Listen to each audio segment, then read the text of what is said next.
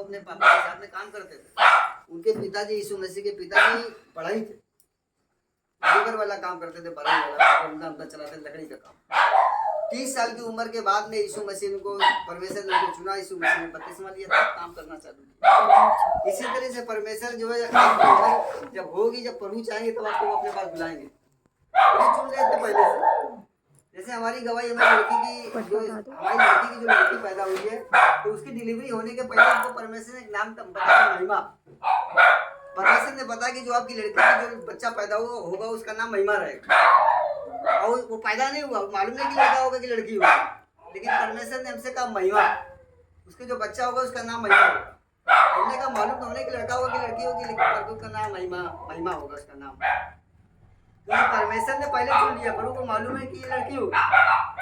जैसे हमारी गवाही कि हम यीशु मसीह को नहीं जानते थे, 30-35 साल तक हम जो अपने काम में लगे रहे, नौकरी करना, वही दुनियादारी में ये सभी लोग।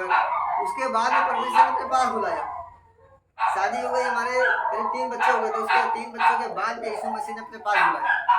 और जब यीशु मसीह ने अपने पास बुलाया तो यीशु मसीह ने कहा मेरे पास आके तो मेरा काम करो। यीशु मसीह का एक उम्र होता है, एक टाइम होगा, उस टाइम पे आपको बुलाएगा, चुन पहले लेगा। आपके पैदा होने के पहले, गर्भ में रचने के पहले यीशु मसीह ने आपको चुन लिया अपने पास। वो उस उम्र में बुलाया जब यीशु मसीह ने सोचा कि इस उम्र में इसको अपने पास बुलाए। और जैसे कि हमारी गवाही की जब यहाँ प्रार्थना होती है तो यीशु मसीह खड़े होते हैं। जो भी आपकी इच्छा, जो भी आपकी प्रार्थना, जो भी आप यहाँ पे गवाही देते हैं, यीशु मसीह सब सुनता है। यहाँ पे हम किसी इंसान को, किसी को दिखाने के लिए कुछ नहीं बताते हैं गवाही वगैरह। जैसे आप लोग भी कोई गवाही जो दे रहे हो, ये सारी गवाहियाँ हमारा यीशु मसीह सुनता है। आपके आंसुओं को, आपकी बातों को, जो आपका कष्ट है, जो आपका दर्द है, यीशु मसीह सब देगा। और यीशु मसीह कहता है मैं अपने बच्चे के आंखों में आंसू नहीं देख सकता, और यीशु मसीह कहता है मैं सारे बच्चों के आंखों से आंसू पहुँच डालूंगा। और यीशु मसीह के वचन में ये कहा है कि मैं तुम्हारे आंसू अपनी खुपी में रखता हूँ, अनमोल आंसू है आपके। पर यीशु मसीह नहीं चाहता मेरे बच्चे के कोई आंसू नहीं। यीशु मसीह सबको आशीष देता है, इसलिए कभी परेशान न हो। लेकिन कभी कभी क्या होता है, यीशु मसीह हमें बुलाता है, अपने पास लाता है, लेकिन हम अपनी ही आदत की वजह से, अपने कामों की वजह से हम क्या होते हैं, दिक्कत में आ जाते हैं अपने काम के चक्कर में। और फिर हम कहते हैं कि यीशु मसीह ने हमको आशीष नहीं दी, बताओ दिक्कत में। इसी तरह से इसमें बाइबल में एक जगह लिखा हुआ है, एक औरत थी और एक जोड़ा था, मियाँ बीवी दोनों, तो उनके बच्चे नहीं हो रहे थे। तो वो मंदिर में गए, यीशु मसीह के परमेश्वर के पास गए और उसने मन्नत मांगी कि प्रभु हमको एक बच्चा चाहिए। तो जो एक बच्चा उसके सुंदर सा हुआ, और जब बच्चा हुआ तो उसको बताया, मांगे जो पास्टर जी थे, जो मंदिर के पुजारी थे, उसने बताया कि इस बच्चे के ऊपर कभी छुरा नहीं पड़ना चाहिए, इस बच्चे के कभी भी बाल मत मुड़वाना, ये बच्चा परमेश्वर का नाजीर होगा। नाजीर का मतलब ये प्रभु की सेवा करेगा, और प्रभु यीशु मसीह के साथ रहेंगे, परमेश्वर के साथ रहेगा, प्रभु का सामर्थ रहेगा, इसके अंदर बहुत ताकत रहेगी। आप लोगों ने पढ़ा होगा, जो लोग बाइबल पढ़ते हैं उनको मालूम होगा, उस लड़के का नाम था सिमसोन। बहुत बलशाली था वो, क्योंकि परमेश्वर का आत्मा उसके ऊपर था, उसके बहुत ताकत थी, बहुत ज्यादा। और प्रभु का नाजीर था वो, क्योंकि प्रभु की सामर्थ थी। एक बार क्या हुआ, कुछ लोगों ने उसको घेर लिया, तो उसके पास से उसको कुछ नहीं मिला, तो एक गधे की हड्डी मिली, जबड़े की। उस हड्डी से उसने 1000 लोगों को मार दिया, 1000 लोगों को, क्योंकि परमेश्वर की सामर्थ उसके ऊपर थी, प्रभु का अनुग्रह था। और उसके बाल जो लटाएं, 7 लटाएं थी, 7 लटाएं जो है कंधे पे थी, उस बालों में उसकी पूरी सामर्थ थी, बहुत ताकत थी। एक बार क्या हुआ, एक वो गांव में गया, एक लेडीज से मिलने गया, गांव लोगों को पता चला कि गांव वाले जलने लगे उसके ऊपर, इसकी ताकत बहुत है, इसको हम लोग मारेंगे। तो गांव में क्या हुआ, ऐसा मोहल्ला था कि पूरे मोहल्ले के चारों तरफ बाउंड्री थी, बाउंड्री के एक गेट लगा था बड़ा सा, गेट के अंदर से लोग जा सकते, उसी से बाहर निकलेंगे।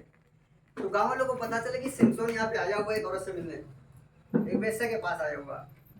तो जब वो वहाँ पे गया तो गांव वाले ने क्या किया, जो मारने के घूम रहे थे उसको पूरा गेट बंद कर दिया, बहुत बड़ा सा गेट था।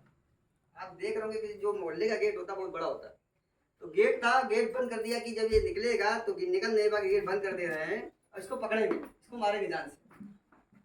तो जब गेट बंद कर दिया तो जब वो हाथ से निकला, इतना उसके बाद ताकत थी कि दोनों हाथ से गेट पूरे उखाड़ दिया, गेट उखाड़ के चला गया, पहाड़ पे लाके फेंक दिया, पहाड़ पे गया, वहाँ पे दोनों गेट फेंक दिया। गाँव ने देखा इतनी ताकत, हम तो इससे लड़ नहीं पाएंगे, गाँव को उठा के फेंक देगा, इतनी ताकत थी कि जब वो निकला तो बाउंड्री का जो गेट था गेट बहुत बड़ा था, दोनों हाथों से इससे गेट उठाया, उखाड़ के कंधे पर अपने रख के लेके चला गया।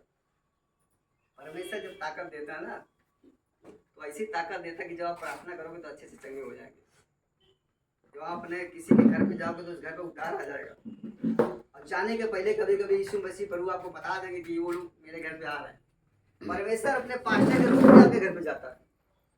बहुत दिनों से जैसे आप दिक्कत में, परेशानी या बीमारी में, तो प्रभु यीशु मसीह को भेजता है। जैसे हमने बताया कि उस दिन लोग 4-5 घर पे गए, और कुछ घर को यीशु मसीह ने बताया कि इसमें मत जाओ। हम लोगों ने यहाँ से प्लान करके घर पे गए थे कि इनके घर जाएंगे, इनके घर जाएंगे। तो जब वहाँ पे गए तो रास्ते में यीशु मसीह ने कहा उस घर पे मत जाओ, उस घर को छोड़कर उस घर पे जाओ। जहाँ का हमारा प्लान नहीं था कि वहाँ नहीं जाएंगे, लेकिन हमने कहा था उनके यहाँ जाएंगे। तो यीशु मसीह ने कहा उनके यहाँ मत जाओ, उनके यहाँ छोड़कर उनके यहाँ जाओ। परमेश्वर अगुवाई करता है। और जब वहाँ गए तो पता चला कि इनको जरूरत थी परमेश्वर की आशीष की। प्रभु यीशु मसीह ऐसा काम करता है, आपको वहाँ पे भेजेगा जहाँ पे परमेश्वर जानता है कि हमारी इनको जरूरत है, ये हमारा इंतजार कर रहे हैं। कुछ घर में गए तो कुछ लोग कह रहे भैया हम आपका इंतजार कर रहे थे। यीशु मसीह का जब आप इंतजार करो तो यीशु मसीह किसी न किसी रूप में आपके घर पहुँच जाएगा और आपको आशीष देगा। लेकिन यीशु मसीह की आशीष को हमें पकड़ कर रखना चाहिए। यीशु मसीह की आशीष को हमें थामे रखना चाहिए। ऐसा कोई हमें काम नहीं करना चाहिए कि यीशु मसीह की आशीष हमारे पास से चली जाए। जैसे हमने बताया सिमसोन के बारे में, सिमसोन के बहुत बलशाली था, बहुत ज़्यादा बलशाली था। उसके बाद जो फलिस्ती लोग थे जो उसको मारने, जिनको 1000 लोगों को उसने मारा था सिमसोन ने, वो लोग कह रहे थे मेरे लोगों को 1000 लोगों को इसने मारा, हम उसको मारेंगे। वो घाट में घूमने लगे कि कब मौका मिले कब इसको मारे। लेकिन उसकी एक कमजोरी थी, उसकी एक कमजोरी क्या थी? औरतों की दोस्ती कर लेता था जल्दी। ताकत बहुत थी सिमसोन के पास, बहुत ताकत थी, बहुत सामर्थ्य। एक औरत थी, उसका नाम था दलीला, और दलीला से उसकी दोस्ती हो गई। क्योंकि इसीलिए हम कहते हैं जिसके पास बाइबल नहीं बाइबल लेना, क्योंकि बाइबल पढ़ोगे तभी आपको पता चलेगा इसमें लिखा है कि नहीं लिखा, कि हम अपने मन से बता रहे हैं। जिसके पास बाइबल नहीं बाइबल लेना, और जो खाली टाइम मिले तो आप बाइबल पढ़ें। फालतू के कामों में, फालतू इधर की बातों को छोड़ के आप बाइबल पढ़ें, वचन पढ़ें। जब इसको पढ़ेंगे तो पढ़ने से ही आप चंगे हो जाएंगे, पढ़ने से ही आपके घर से दिक्कत परेशानी दूर हो जाएगी। इसलिए हम सबसे कहते हैं जिसके पास बाइबल ना बाइबल खरीद ले, और जब खाली टाइम मिले तो बाइबल जरूर पढ़े। दुनिया के कामों के चक्कर में, उल्टी सीधी बातें करने के चक्कर में अगर हमें टाइम मिल जाए तो हम बाइबल पढ़े तो बहुत अच्छा, परमेश्वर की संगति होगी। उसके बाद बताना चाहेंगे कि दलीला के चक्कर में वो आदमी फंस गया जिसका नाम था सिमसोन। अब दलीला से जो सिमसोन, जो दलीला थी उससे वो दुश्मन लोग मिल गए जो सिमसोन को मारने के चक्कर में थे। वो जान गए कि इससे मिलने आता है, इस औरत से मिलने आता है, इस घर पे। उस औरत के पास हो गए, उस औरत से उन्होंने कहा कि हम तुमको बहुत सा पैसा देंगे, इस आदमी को हमको पकड़वा दो, इससे पूछो कि तुम्हारे जो बल है, तुम्हारे अंदर जो ताकत है, उसका राज क्या है, तुम्हारी ताकत ये कैसे जाएगी, ये कहाँ से आती है, क्या इसका राज है। तो दलीला ने जो उसको पूछा सिमसोन से